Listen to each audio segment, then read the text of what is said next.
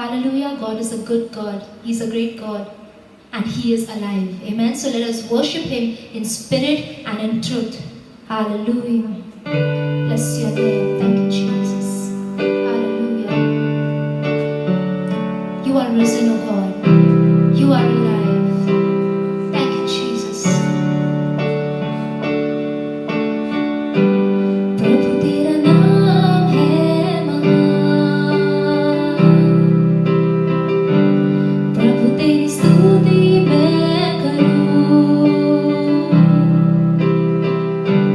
प्रभु तेरा नाम है महान, प्रभु तेरी स्तुति मैं करूं। तू आया स्वर्ग से धरती पर, मुझको राह दिखाने को, धरती से क्रूस पर मेरा कर्ज चुकाने को, क्रूस से कब्र तक, कब्र से आसमां, प्रभु तेरा नाम है महान, प्रभु तेरा नाम है महान। Let us sing it one more time. प्रभु तेरा नाम है महान, प्रभु तेरी स्तुति मैं करूं, प्रभु तेरा नाम है महान, प्रभु तेरी स्तुति मैं करूं। तू आया स्वर्ग से धरती पर, मुझको राह दिखाने को, धरती से क्रूस पर मेरा कर्ज चुकाने को, क्रूस से कब्र तक, कब्र से आसमां, प्रभु तेरा नाम है महान, प्रभु तेरा नाम है महान, प्रभु तेरा नाम है महान, प्रभु तेरा नाम है महान। Crucified, laid behind the throne, lived to die, rejected and alone like a rose, trampled on the ground. You took the fall and thought of me above all. Crucified, laid behind the stone, you lived to die, rejected and alone like a rose, trampled on the ground. You took the fall and thought of me above all. Because He lives, I can face tomorrow. Because He lives, all fear is gone. Because I know He holds the future, and life is worth the living just because He lives. Hallelujah, hallelujah. Yes, Jesus, thank you, Lord.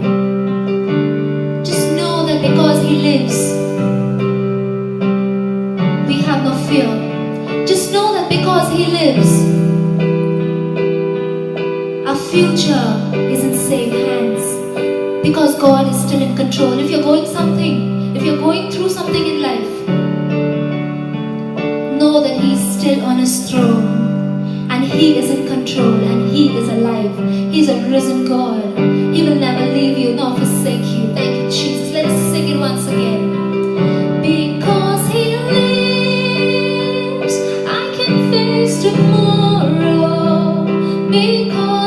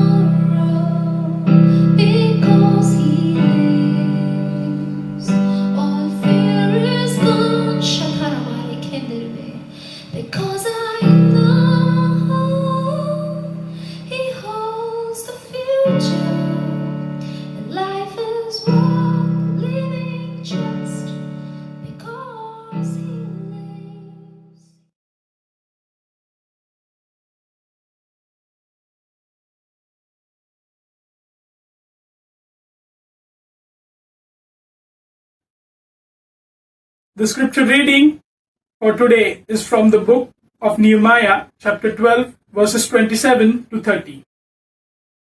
And at the dedication of the wall of Jerusalem, they sought the Levites in all their places, to bring them to Jerusalem, to celebrate the dedication with gladness, with thanksgiving, and with singing, with cymbals, harps, and lyres. And the sons of the singers gathered together from the district surrounding Jerusalem, and from the villages of the Netophathites, also from Beth Gilgal, and from the region of Geba and Asmareth. For the singers had built for themselves villages around Jerusalem, and the priests and the Levites purified themselves, and they purified the people and the gates and the wall. This is the word from our Lord. Thanks be to God.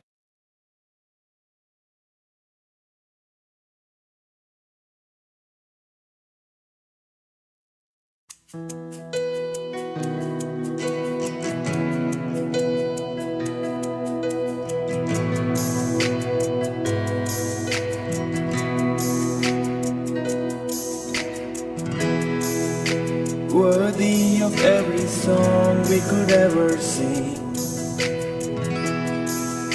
worthy of all the praise we could ever bring, worthy of every breath we could ever breathe. We live for you, oh, we live for you. Jesus, the name above every other name. Jesus, the only one who could ever save. Worthy of every breath we could ever breathe. We live for you. We live for you. Holy, there is no one like you. There is none besides you. Open up my eyes in wonder and show me who you are, and fill me with your heart and lead me in your love to those around me.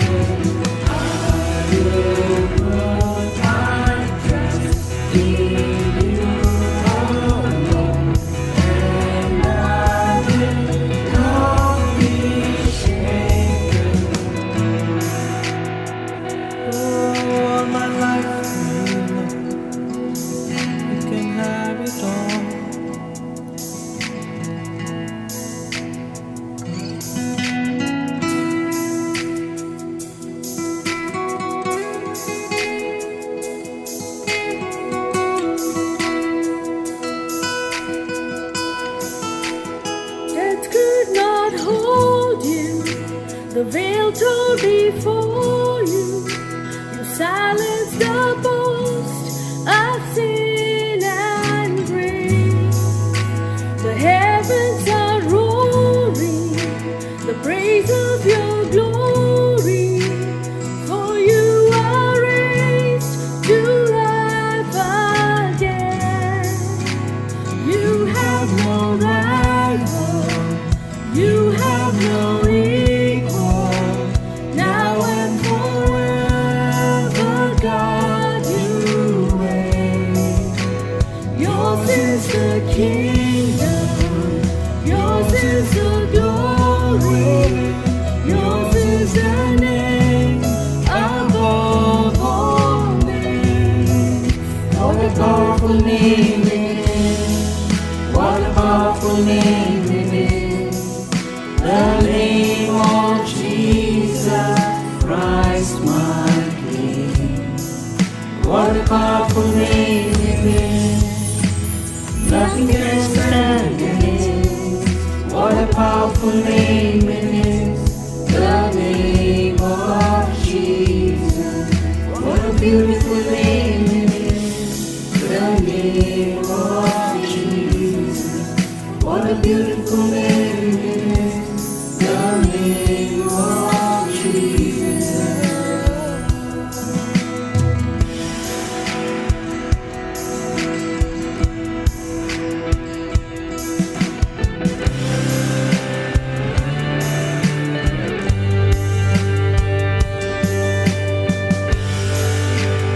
Yeshua तेरे जैसा है कोई नहीं,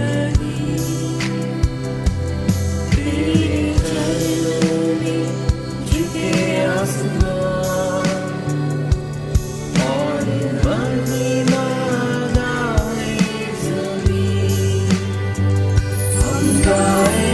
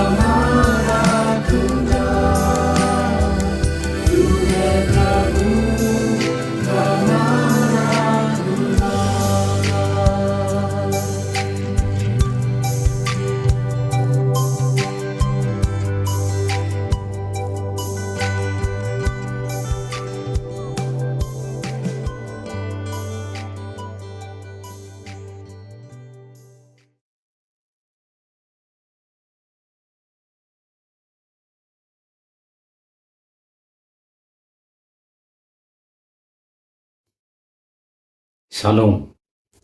How are you all? We are going through very difficult times all over the world, especially in India, all the more in Maharashtra. You must be watching news that we are going through very, very tough times. There are a lot of problems people are facing. Patients are not getting beds in the hospital, no ventilator, no oxygen, no medicines. We are going through very difficult times. And yet we want to praise God that God has been faithful to us. Though we hear news of death and suffering all around us, God has kept us safe. God has taken care of us. We have lost some very dear servants of the Lord, dear people. But we praise God that many people are also getting healed. Many are recovering and coming back to homes. Today I saw the news that the recovery rate in Mumbai is 88%. That means out of 100, 88 people are getting healed and 12 people are affected. So praise God for those who are getting healed. But at the same time, we must pray for people who are suffering. We must pray for the families who have lost their dear ones. We must pray for the government, the health professionals, the police, all those who are trying to help the suffering people. You may have heard through different sources that in Pune, we lost two brothers, Pastor Moses Gaikwad and his brother Vinod Gaikwad.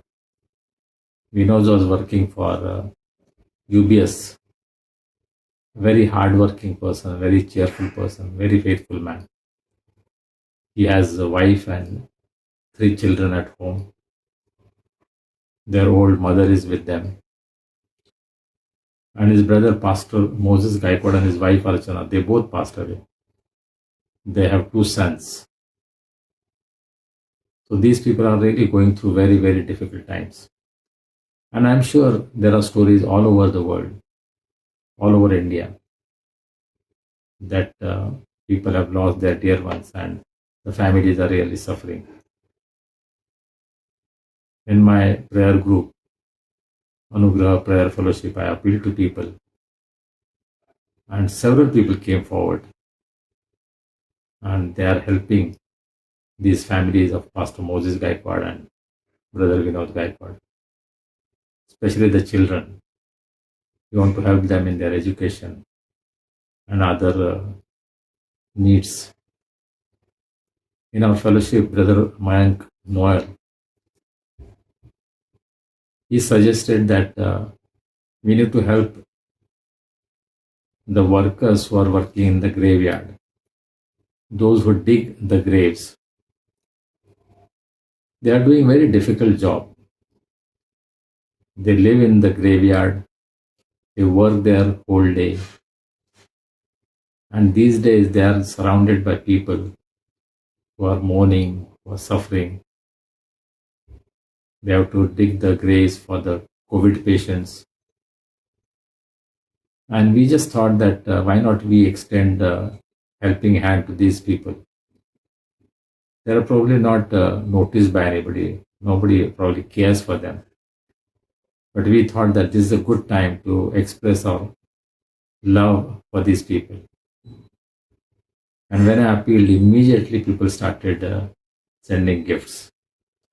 So this week we will be visiting 6 graveyards in Pune. And we believe there are about 12 to 15 families who are living in these graveyards, doing the work of digging and maintaining the graves and so on. So please remember this work. We continue to have our evening prayer from 7 to 7:30. We are praying for different cities, different places. We have been praying mostly for the Indian cities. But as the Lord gives us a burden, We will pray for other countries, other cities that we need to pray for.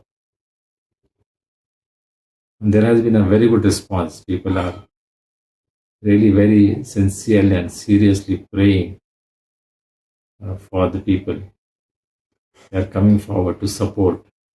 And I'm so glad that the Christian community has stepped forward to extend their helping hand to people in need.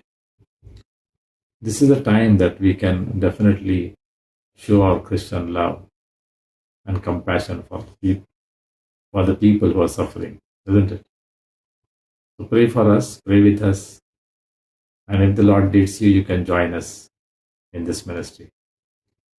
Last week, my brother Peter was working on the editing and uploading of this videos, both Marathi and English. He really had a very, very tough time because the internet provider, he had some issues and the internet was not working. And so Peter had to work from his mobile hotspot. He had to manage with that.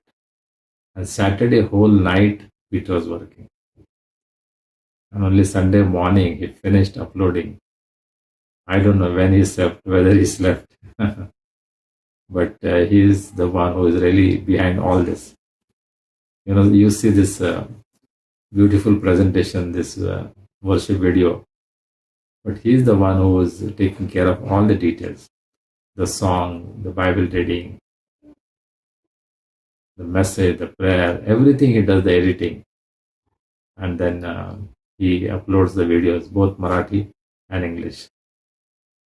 The Marathi premiere is at 8 o'clock every Sunday morning, and English premiere is at 10 o'clock Sunday morning. So remember him also in your prayers. And all those who are involved in this ministry. Every week we invite different people to join in this ministry through reading, singing, and so on. This time for our English service, Brother Abhishek Kamari, he has helped us in Bible reading, and I'm grateful to him. And in Marathi, my wife, Surekha Gaikwad, she did the Marathi reading. I continue to invite people. I would invite you to join us in this worship. You can sing songs, you can read the Bible, you can pray. Whatever way you want to be involved, you can help us in this worship. This is becoming a great blessing. We get a very good feedback from all over the world. A lot of people are joining in this worship. They are praying. They are worshipping the Lord with us, and we are so happy. We are so delighted. And we want to praise God, and we want to give Him all the glory. Next Sunday, we will be celebrating Mother's Day, second Sunday of May. 9th May, we will be celebrating Mother's Day. And we will have good surprises for you. I'm sure it will be a blessing for you. If you want to do something for this special Sunday, please let us know and you can join us. You can take part in this worship.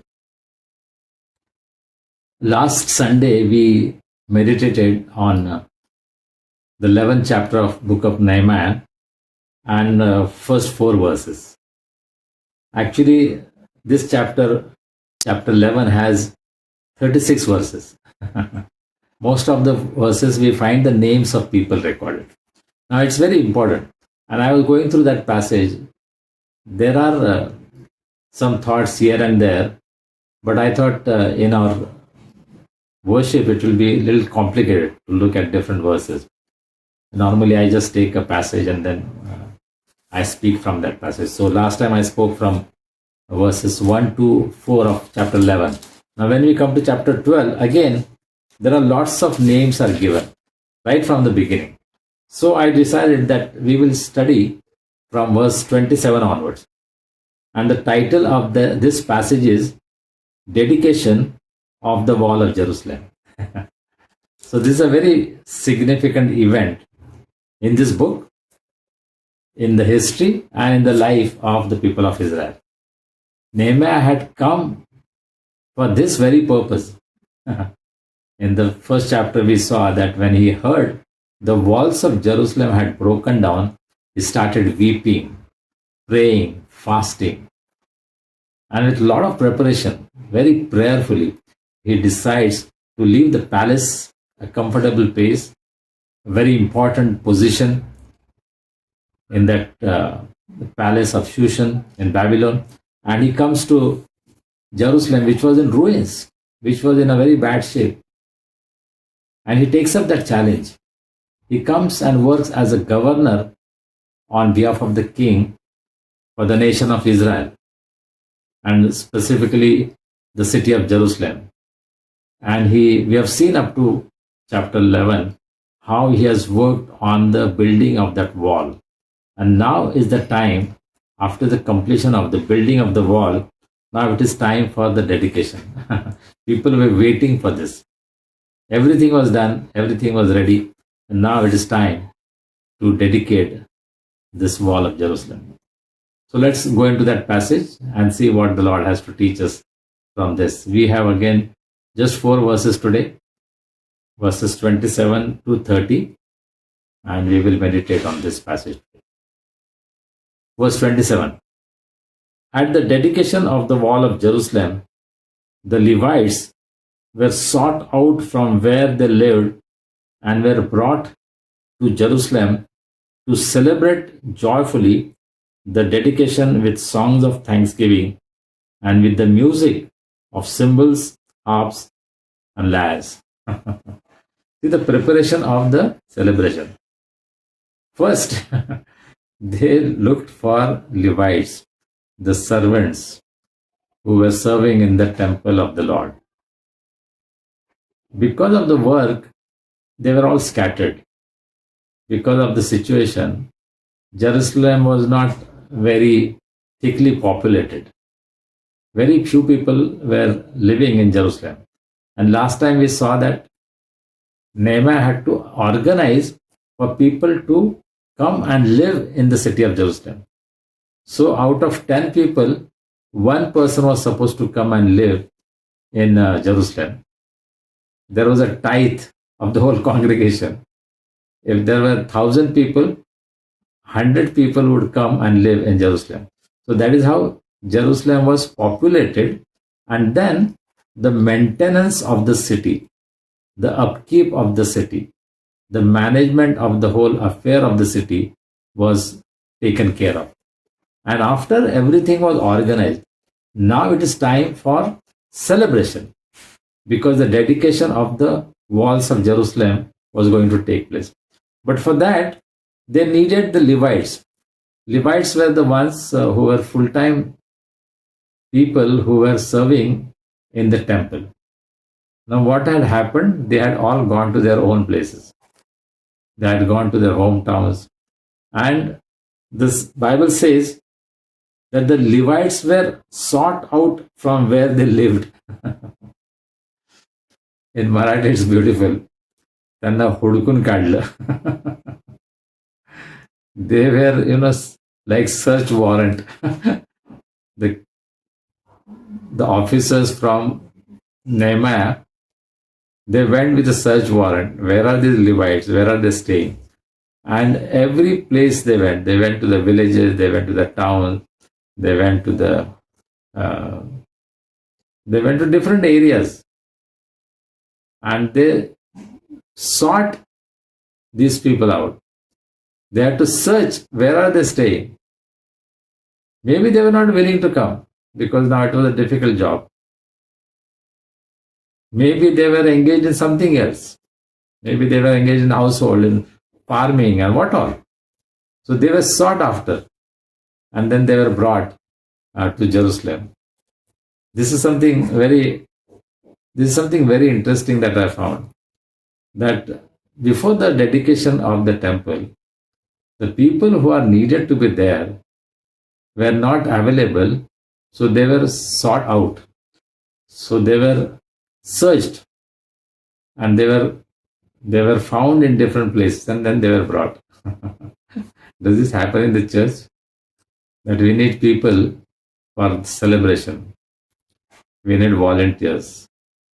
We need to do so many different jobs. Now what happens? Normally we give a notice in the church. All those who can give time, all those who can volunteer, please come and join. And then very few people turn up. Normally it is very, very disappointing for the organizers, for the secretary of the church, for the pastor of the church, for the leaders in the church, elders in the church. Sometimes it's very discouraging because people don't respond. They won't come. Very few people will turn up. So we have to sort people out. We have to search people and bring them in the house of the Lord so that they can serve. I see something very beautiful about this, that we have to go out and look for people who are probably eligible, who are probably capable, and then convince them that they must come and serve the Lord in the temple. Today, maybe I think we need to do that. We need to visit houses and look for people, young people who are talented, but their talents are not being used in the church. Maybe we should look out for them, bring them in the church, in the house of God, so that they could minister along with the pastor and others in the church. What a beautiful thing, isn't it, if we can do that? Let's go further in that same verse. They were brought to Jerusalem to celebrate joyfully the dedication with songs of thanksgiving and with the music of cymbals, harp, and lyre. Three things. They were supposed to celebrate joyfully. They were not forced, oh, come and sing. Somehow, do that, finish the job. No, they must do it joyfully. That is the first thing. And then songs of thanksgiving. They have to sing songs of thanksgiving. Thanksgiving is an expression of gratefulness about what the Lord has done in their lives, how the Lord has provided, how the Lord has protected, how the Lord has taken care of them, how the Lord has blessed them. So they need to be thankful. And so they have to sing songs of thankfulness. And the book of Psalms is full of such songs. These are songs of thankfulness. The psalmist thanks the Lord for his goodness, his love, his mercies. We have so many psalms, isn't it? Where we read, give thanks for his faithfulness. Give thanks for his mercies. Give thanks for his love, his goodness, and so on. So, songs of thanksgiving. And then not just song, but music of cymbals, harps, and lyres. At least three instruments are mentioned here. The people of Israel were a very musical community. The book of Psalms, 150 Psalms, was probably the hymn book for the people of Israel. There are hundreds of other songs that were written, the Psalms were written, but in the Bible we find only 150. But this was probably the hymn book for the people of Israel. And we can see how beautiful the Psalms are. See the words, the lyrics, the music, everything is so beautiful. And some of the Psalms you will see to the chief musician. And earlier we have seen, in earlier passages in Nehemiah, that there were hundreds of singers, hundreds of musicians. And so there was a chief musician who would be doing the work of organizing music in the temple. You see, such a beautiful picture, isn't it? Three things I said, that they were celebrating joyfully. The celebration is a joyful event, definitely. But we find that for all the people in the church, it is not always a joyful celebration. Sometimes we see in the celebration there is murmuring, there is complaining, there is talking against one another. Oh, this should have been done like that, that could have been done like that. Oh, I wish I was there, I would have done better, and things like that. A lot of criticism takes place at times of celebration. But this is a joyful celebration. People are joyfully celebrating this dedication of the walls of Jerusalem. See, it was a very significant moment for them. It was a very important time in the history of the people of Israel. And people realized that. So they were joyful in their celebration. When we come to the church, it should be a joyful celebration always. See, in the Anglican church, we say it is the celebration of the Lord's table. So the one who conducts the Holy Communion is called celebrant. See, the Lord's table is a celebration. But it's not just the Lord's table. The whole worship is a joyful celebration. We worship the Lord with joyful hearts. We sing with joy in our hearts because the Lord has redeemed us, because the Lord has provided, because the Lord has blessed us, because the Lord has worked miracles for us. And in these times when we are going through very tough times, we still need to continue the celebration joyfully. Every Sunday when we come together to worship the Lord, maybe through Zoom, we are not able to come physically, but we are still gathering in the name of the Lord. So it's a joyful celebration. I'm very happy to see that some churches take music very seriously. I've been hearing the songs that are presented by St. Mary's Church in Pune. Beautiful singing. People are staying in different places, different cities perhaps, but they all join together and they produce such beautiful music. We have to celebrate joyfully. Every time we come into God's presence, it's a celebration. Every time we worship Him, it's a celebration. Have you experienced that? Do you celebrate joyfully? Do you really worship the Lord with all of your heart and you're joyful because of what the Lord has done? Only a grateful heart can be joyful. If you're not grateful, it will not be a joyful experience for you. Unfortunately, some of our worship services are so dry, so dragging, and young people sometimes find it so boring because there is no excitement, there is no joy in that worship.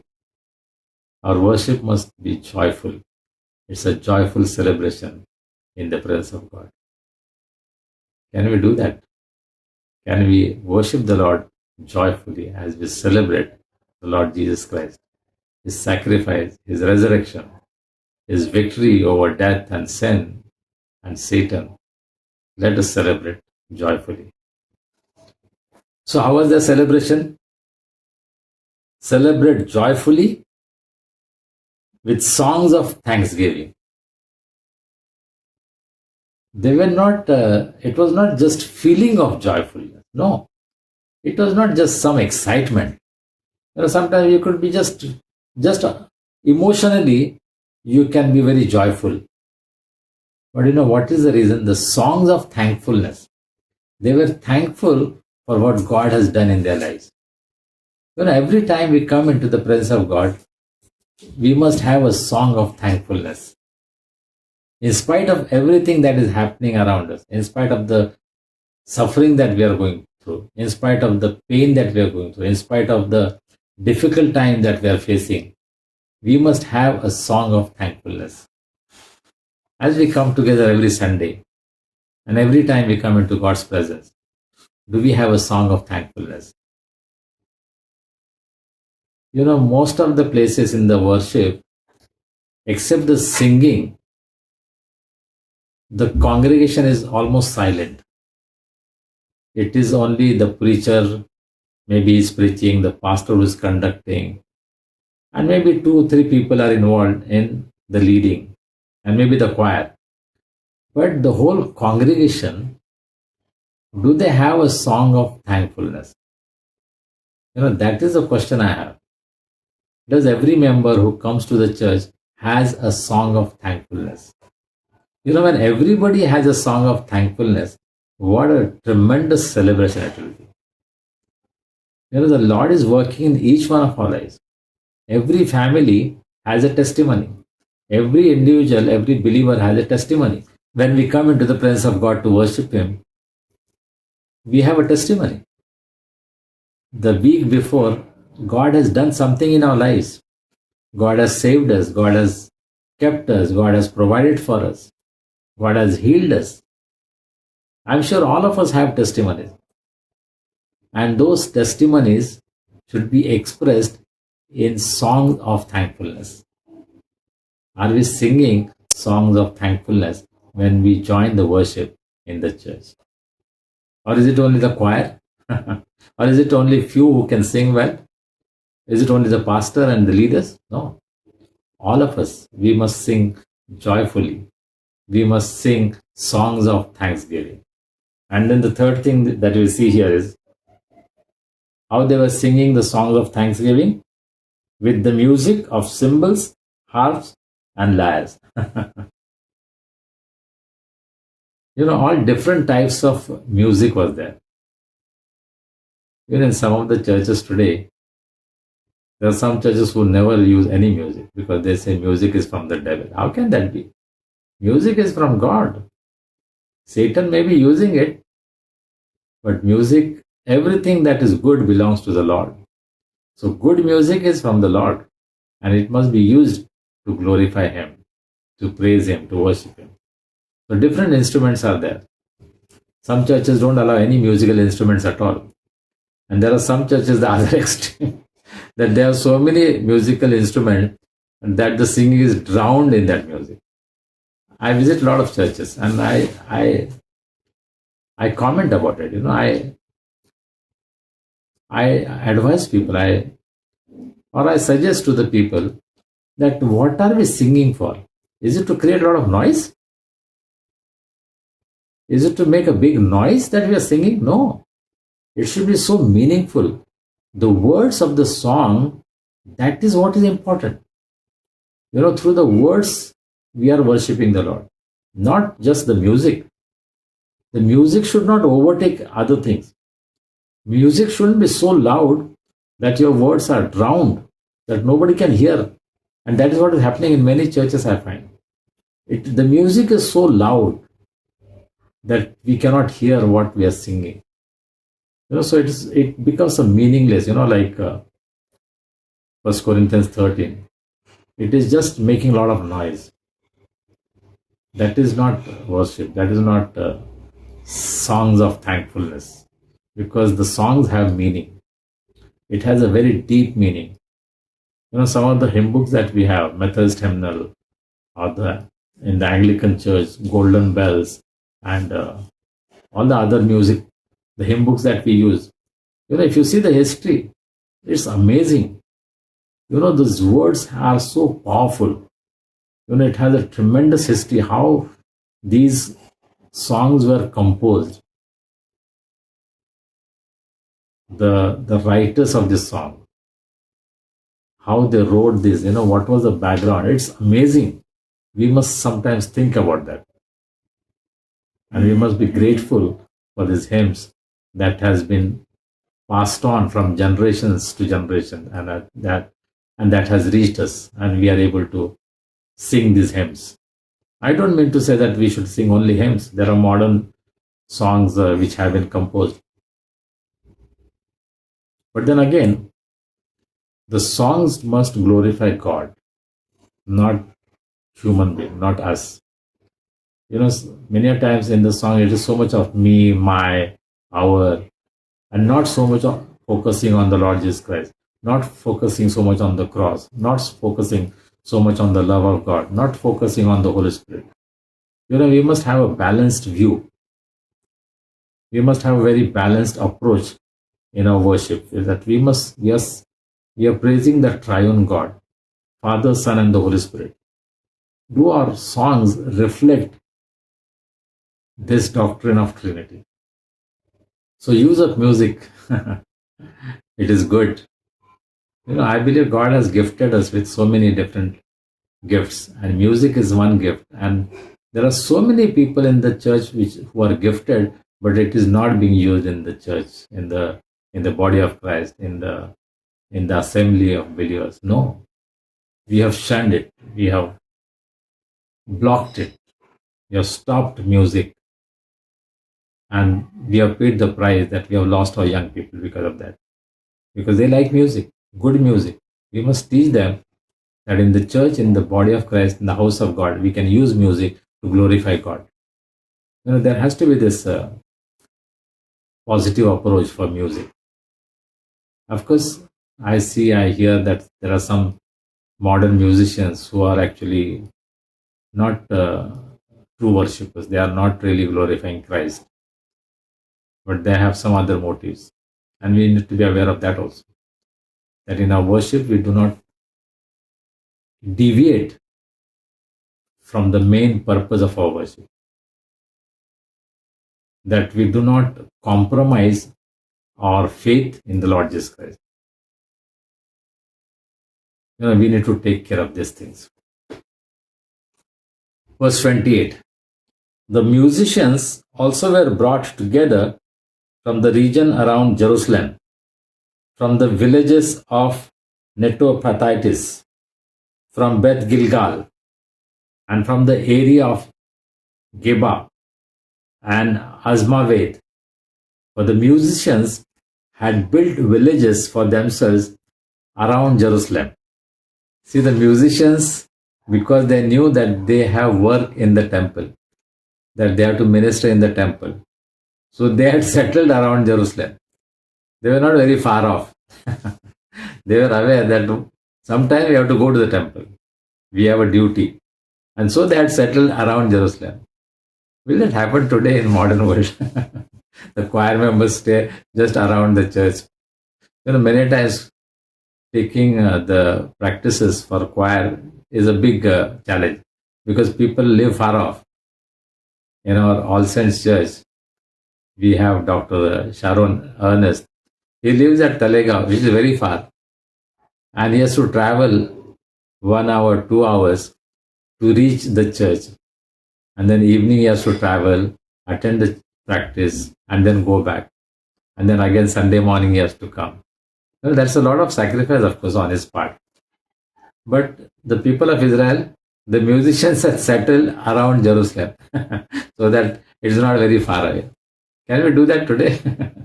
That the church choir members live around the church so that anytime they can come practice. Earlier actually, olden days, most of the Christians were living near the church, like Panchaur. Most of the Christians were just around the church. And Christ Church, most of the members were just nearby the church. But now things have changed. And the purpose of the church bell was also like that. That when the church bell rings, people could hear in the surrounding area and then they would come to the church. That was the purpose of the church bell. It was an invitation. Come to the church, it's time. So there was first bell, second bell, and so on. But now we don't live around the church. Some of us live very far away.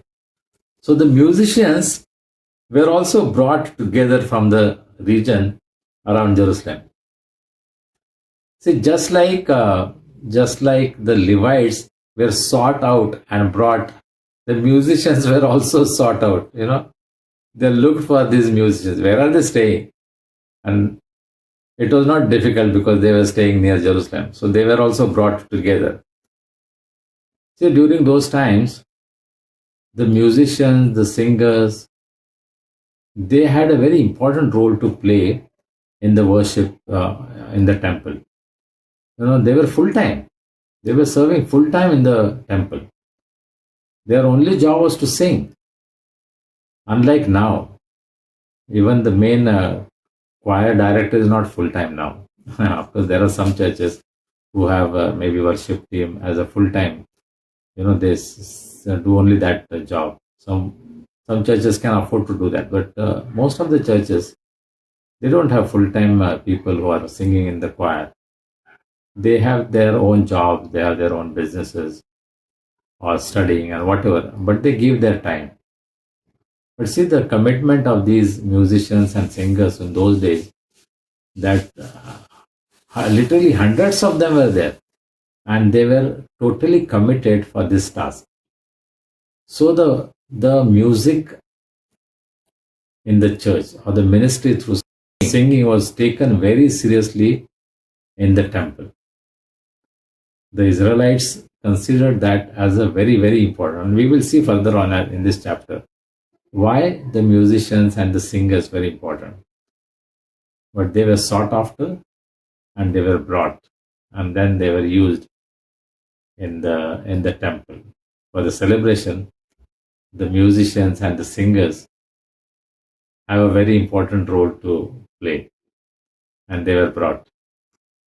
Today, when we have special programs, I know that we practice special numbers, special song, the choir prepares, and all that. But it is not just for the event that singer should be singing. It should be a regular practice. See, choir is something that is a regular part of any worship. Whether you have official choir or people who are leading the singing, whatever it is. But it should be taken very seriously. That they should be given assignment, they should be given responsibility. And they have to very seriously take this job of singing, because that is a very important part in the worship, singing praises to the Lord. Then verse 30. When the priests and Levites had purified themselves ceremonially, they purified the people, the gates, and the wall. First thing, the priests and Levites, who were the leaders in the temple, they purified themselves, and ceremonially, not as they wanted. There were certain rules, how they had to wash, how they had to abstain from certain thing, abstain from any other kind of worship, idol worship, and any other thing. Disassociate themselves from people who don't worship the Lord. There are very strict rules, and very ceremonially they were purified. So there was a process and there was a cost. Purification is not just a ritual. Though it was done ritually, ceremonially, it has a great significance. There are a lot of importance for this purification, and that was important for this dedication of the wall. See, this is just a preparation, okay? Actual dedication has to still start. We will see that later on. But this is just the preparation for their celebration, their dedication. See how much of preparation goes on for the real dedication and celebration. I know that all the churches, when there are special occasions, whether it is Christmas, whether it is Good Friday, whether it is Resurrection Sunday, whether it is church anniversary, or some other events of the church, a few leaders take a lot of pains. They take a lot of trouble, great efforts to bring things together, see that everything is organized well, see that everything goes well.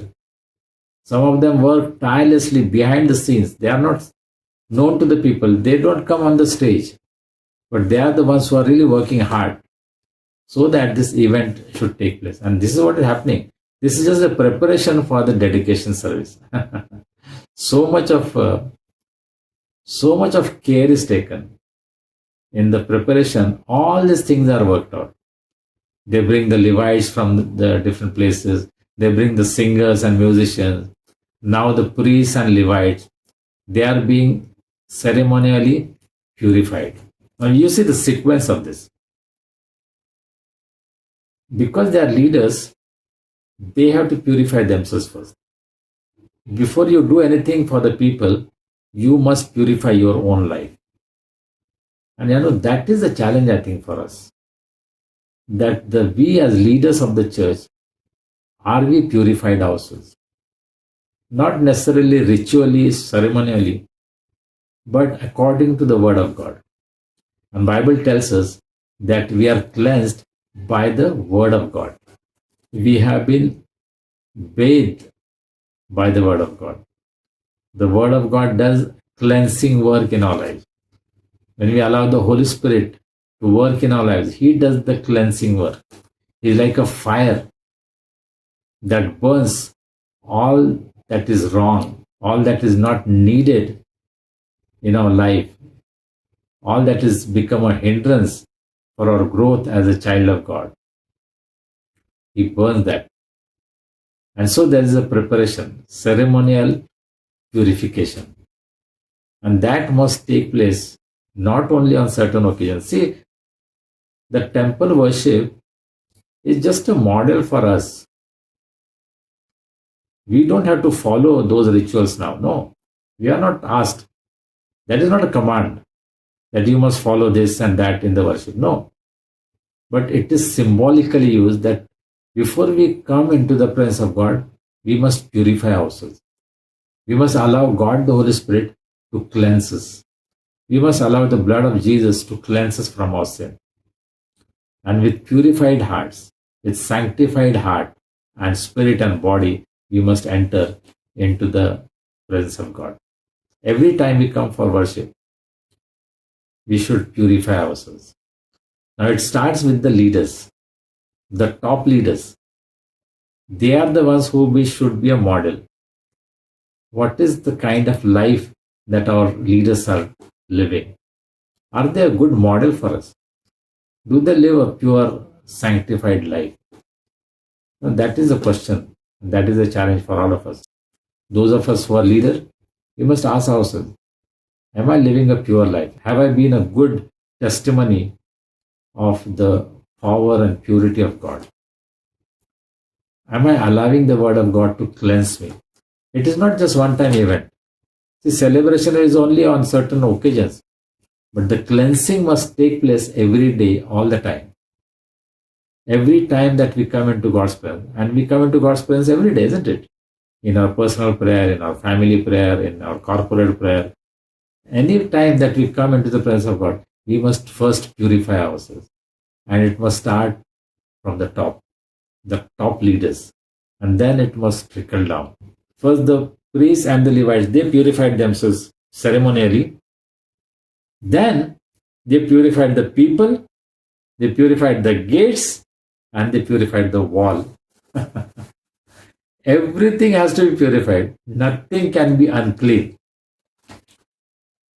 See, the presence of God, the worship of God is so very significant, so much important, that everything has to be purified. Nothing unclean can enter into the presence of God. Is that happening? I don't mean to say that whatever you bring in the church, it should be purified. No, but it should be set apart. God said to the people of Israel, I am holy and you should be holy also. Be holy because I am holy. That's what God said. God expects that we should live a holy life. Not only when we have Holy Communion, not only when we come to worship the Lord, not only when we have to preach, not only when we have to do something special, that we should be ceremonially clean, but it should be an everyday experience. Washing of our body, soul, and spirit should be an everyday experience. Every day when I kneel in the presence of God, I must ask God to cleanse me. Because we sin by our thoughts, by our words, by our actions. And we must allow God to cleanse us. We must humble ourselves. And we must allow God to do the work of cleansing. It can be painful sometimes. It can hurt. But we must allow God, the Holy Spirit, to cleanse us. When we come into God's presence, we need to be purified. When was the last time that you allowed the Lord, God the Holy Spirit, to cleanse you so that you can worship Him with spirit and truth? May God bless us all. Shall we pray? God, our loving Heavenly Father, we thank you for this day. Thank you, Lord, for bringing us all together for this time of worship and listening to your word. Thank you, Lord, that you have kept us alive. You have taken care of us. You have kept us in good health. We see so much of death and suffering around us. But Lord, you have been so gracious. You have been so kind. You have been so loving. You have been merciful to us. And you have kept us in good health so that we can worship you together as your people. Thank you for being with us the whole week and bringing us this day so that we can spend this time in your presence, worshiping you. Lord, we thank you for those who are serving us, who are taking care of us, the doctors, nurses, the police department, government officers, and all those who are providing for us, the farmers. Lord, we thank you for these dear people, and we ask you to bless them, take care of them, keep them safe. We pray for those who have lost their dear ones. Lord, we pray that you will comfort them, give them your peace, take care of all their needs, Lord. We thank you and rejoice with those who are celebrating their birthdays, wedding anniversaries, special occasions, that you'll bless their lives, you'll provide for them, you'll make them a blessing for others. Lord, be with us during this whole week. Take care of us and bring us back again so that we can worship you and we can glorify your name. Lord, in these difficult times, we pray that you will help us to open our hearts, open our treasures, open all the resources that we have to reach out and help people who are in need. We thank you for our Anugraha Prayer Fellowship and all the prayer partners, all the dear ones who are standing with us, who are praying, who are supporting, who are sacrificing, so that we can reach out and touch people. Bless our efforts, Lord, and make us a blessing to the people in need during these difficult times. We thank you and praise you, Lord, for everything. We give you glory, honor, and praise, and pray this prayer in Jesus' precious name. Amen. Let's pray the Lord's Prayer. Our Father, who art in heaven, hallowed be thy name. Thy kingdom come, thy will be done in earth as it is in heaven. Give us this day our daily bread. Forgive us our trespasses, as we forgive those who trespass against us. Lead us not into temptation, but deliver us from evil. For thine is the kingdom, the power, and the glory, forever and ever. Amen. And now the grace of our Lord Jesus Christ, the love of God, and the fellowship of the Holy Spirit rest and abide with each one of us, our families, and all God's people everywhere, both now and forever. Amen.